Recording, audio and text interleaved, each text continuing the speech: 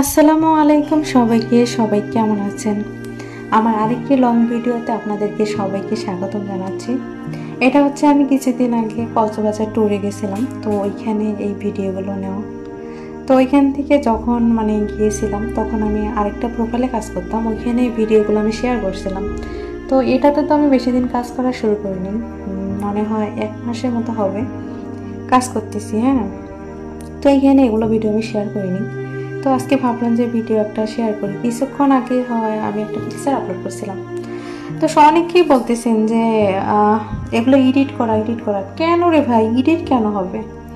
আমাদের কি প্লেনে ওটা সামর্থ্য নাই? আপনারা যারা যারা আছেন অনেকেই ভাবে, ম্যাক্সিমাম লোকই ভাবে যে যারা অনলাইনে কাজ করে তাদের বাড়িঘর নেই, কিছু নাই, খেতে পারে না, চলতে পারে না, সেজন্য অনলাইনে আসছে কাজ করার জন্য, এটা সেটা বলতে বলো অনেকে, এক একজনের মত তো এক এক রকম হবে। হ্যাঁ, সবার মতামত তো আর এক না। তো এই হচ্ছে কথা।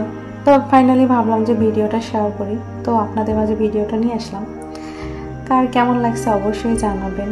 আর আমরা গেছিলাম হচ্ছে কক্সবাজার ট্যুরে গেছিলাম, 1 মাস হবে, 1 মাস হবে। হ্যাঁ, আর আইডিতে কাজ করতেছি আমি 1 মাস হয়, ওইখান থেকে আসার কিছুদিন পর আমি আইডিটা খুলে হচ্ছে প্রফেশনাল মোড অন করে দিন কাজ করা শুরু করছি। আর হচ্ছে আর কি বলবো, তো ভিডিওটা কেমন লাগলো একটু জানাবেন। আর অনলাইনে কাজ করি হচ্ছে শখের বসে। হ্যাঁ, এমন না যে এখান থেকে ইনকাম করে আমাকে খাইতে হবে বা চলতে হবে, এরকম কিছু না।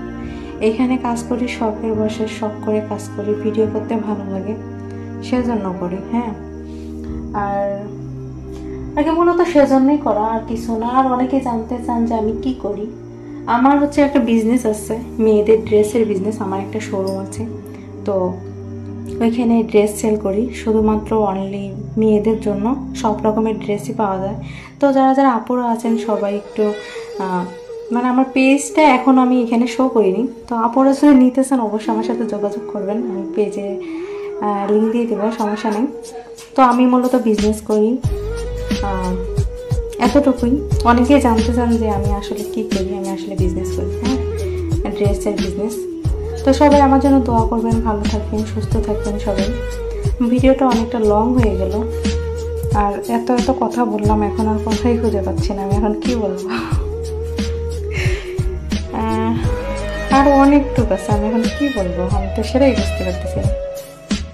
যাই হোক, সবার ভুল ধারণা ছিল যে আমি পিকচারটা এডিট করে দিছি, সেই জন্য মূলত আমি ভিডিওটা শেয়ার করা। তো দেখেন, নিশ্চয়ই এগুলো ভিডিও এডিট করা না। আরেকটা কথা হচ্ছে কি, কাজ করতে আসলে এক একজন এক এক কথা বলবে, এক একজনের এক এক রকম মতামত হবে। এমন তো না যে সবার কথা শুনতে হবে, ঠিক আছে? সবার কথা শুনতে হবে বা সবারটা কানে নিতে হবে এমন না। তো সবার কথা শোনাও যাবে না, কানেও নেওয়া যাবে না, আমি মনে করি।